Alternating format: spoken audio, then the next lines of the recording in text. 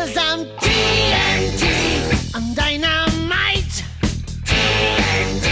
And I'll win that fight. Oh, I think I see new ones.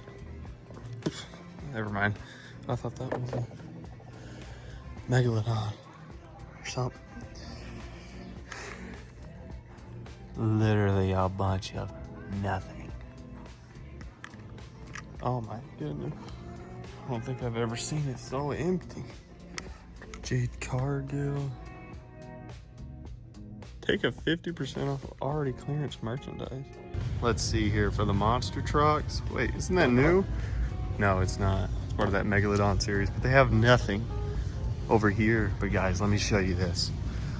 Oh my God, I can't believe I found these. The new Kings of Crunch NASCAR wave of Hendrick Motorsports.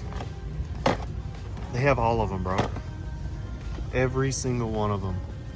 I can't believe this. God, these are so cool. Hendrick. All the 48, the 5, the 9, the 24. Oh my goodness, look at that. Well, ladies and gentlemen, we're back home. What a successful day of hunting. And look at this, guys. This is so freaking cool.